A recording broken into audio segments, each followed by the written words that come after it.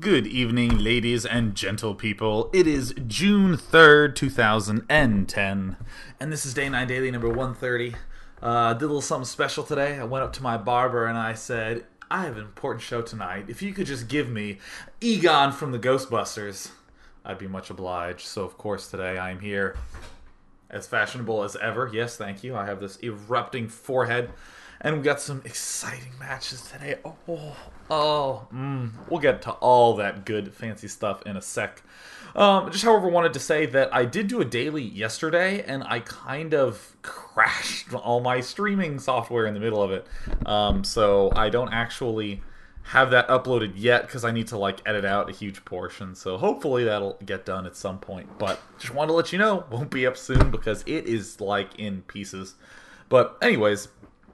Oh man, pretty excited because I have some games of me against Jinro, or should I say me against Mech. Oh yes. Because here's the thing, is that I think that one of the big topics of discussion right when Starcraft 2 came out was people just going, well, how do you make mech viable? Seriously, all of you go on to teamliquid.net, look up the word viable, and you will see thousands of threads just mech viable. How to make mech meching? How do we make it viable? How has it become a viable strategy?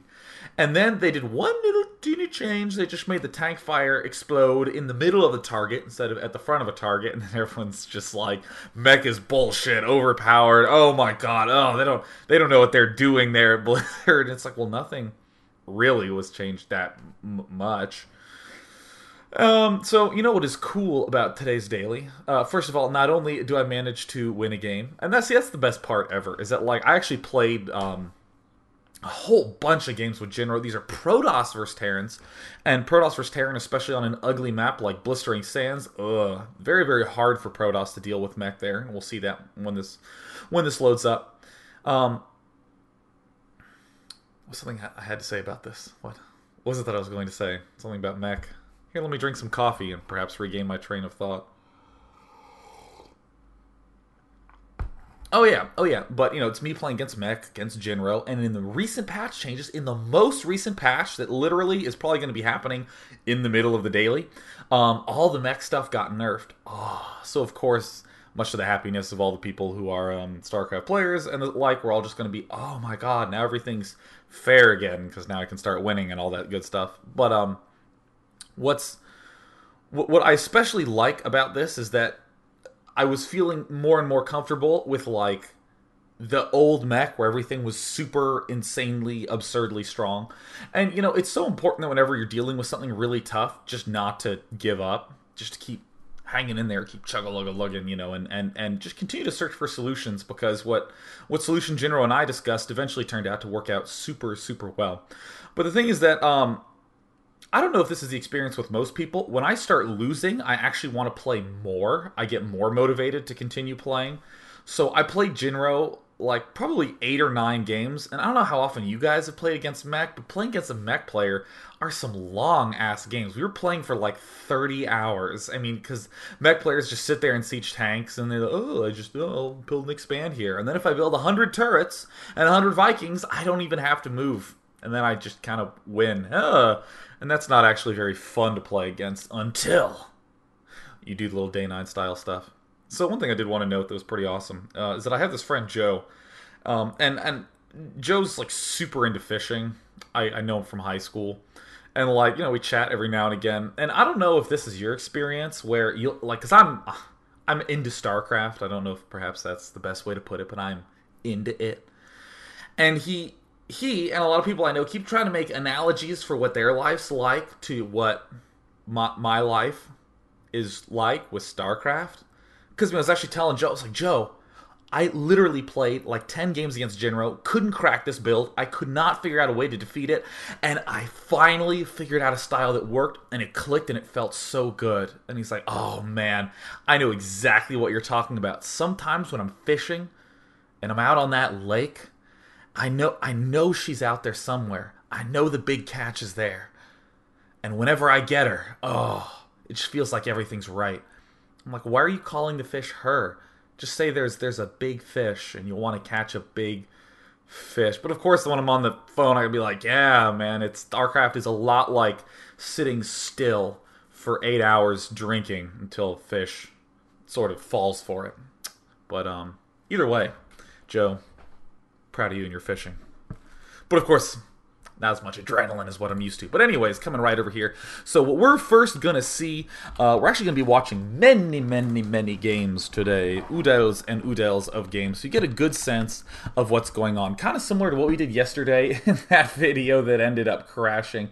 But of course, ain't no thing. That'll be up soon. Here's me in the top right. I'm going to ×3 it at the start, because what we want right now is to get a sense of what on earth I'm talking about. Here's me spawning as the bold yellow Protoss, and here's Jinro spawning as the evil ghostly pink. That's, God, I love having a show. Lose 9 times in a row, win once. Oh, doing a daily on it. That's easiest thing in the world. Alright, so here I'm making my gateway, I'm making my geyser, I'm sending a probe out, reasonably timed, and I want to note this timing because it's pretty important. Okay, notice my probe, I sent my probe pretty late. When does it get there? Right when his barracks finishes, because I want to know if he's getting a tech lab or not. That's really the period of time that I need to be scouting, so he arrives right on cue. And of course I try to zap him with my taser a little bit. I try to employ the art of micromanagement, but of course probes don't have a range attack like they do in Brood War, so it doesn't really do much. And I'm just sort of floating around here. And of course, we're on Skype, so we're just like jabbing at each other. I'm like, you made a Marine, you're awful. And then he just said something in Swedish. So I'm just continuing to make probes, making my cybernetics core. So here's the first little thing that this is something that I've been doing for a while. I make a zealot after I make my cybernetics core and before I make my geyser, because there's a lot of players who've been enjoying fast marauder pushes, just fast pressure, and getting the zealot out is super safe way to deal with any sort of aggression. And plus you can do a little bit of pushing action early on with that. And of course here comes my Stalker. I'm doing my Twilight Council because I am gonna Dark Templar Rush. My basic opening is Dark Templar Rush into expand and make more gateways.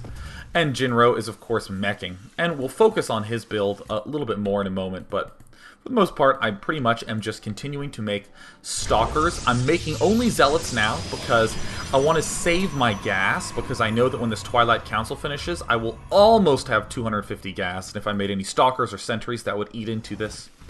Coming back over to Jinro's build, his build's pretty straightforward. Make a barracks and a geyser at the normal time, make 1 Marine, and then when 50 gas passes, make a reactor. And then when you have the gas, make a factory, and then an add-on, and then when you have the gas, make a starport, and then an add-on. Very easy opening to pull off as Jinro, and in fact, it's this opening that he's doing that really makes the mech viable, and we'll talk about that in a moment. And here, my Stalker, having very Dragoon-like AI, has to, swing around a little bit, but no big deal. And there's my Dark Shrine going up. I'm also getting Warp Gates. I'm also getting a Pylon here. The player who controls the Watchtower has so much of an advantage in this game. And actually, I'm just going to open this unit counting station here, because we're going to end up just sort of pointing out the differences between what's going on between these games and as the game progresses. So, this is the first game of many that we ended up playing, and here's my expansion going down right before my DTs finish. And there my DTs finish, and I end up sort of marching on in. His Raven's not quite done yet. He's just going Marine Tank Raven, so I'm chopping stuff up. Yeah, slicing. Getting a good little trap in here. Okay, now, by any reasonable measure, I should feel like I'm ahead here. You know what I mean? I made him run all his SCVs around and killed off some workers. I have an expansion up. I proceed to make a ton of gateways. At the last second, I'm like, I'm crazy. Why am I getting that many gateways? I cancel it. I'm getting Zealot leg speed. I'm killing this off so I can end up expanding to it. I made a lot of Zealots while I was getting my Dark Templar up, so I'm, getting the Zealot leg speed upgrade for them. But, again, the point of this is to talk about anti-mech. Part of the reason why this opening works really well for Jinro is it's a safe way to get a lot of tanks and to get all the way up the tech tree with the Raven. It easily deals with him doing Dark Templar, like what I did, easily deals with a lot of the early pushes, easily deals with Void Rays. Very straightforward. I mean, if he makes Void Rays, you just don't make a Raven, you make a Viking. So straightforward. And I think the big mistake is that I get all over-eager with Zealots, because Zealots are amazing against Marines. And not really amazing against Stalkers. So, I literally, Did not even see these units quite go down here. I thought they were still here. And of course he does some damage here. But hey, look at me, feeling fancy. Oh, look at my hero force fields. Look at the economy of force fields, getting some sentries in there. And now I just want you to note that, look at this position, right? I'm at 77 food, 80 food. He's at 53 food. He's just now getting his factories up. He just got his expo up. Doesn't even really have any workers there. By any reasonable sense, I should be ahead. I would even argue that I am ahead. So I'm getting Templar because really I've been having this fix in this matchup of just going Mass Templar and Zealot, just in general in all matchups, just going for big gateway counts. So I'm coming in here, I'm whacking away, I'm trying to be careful because he has tanks, and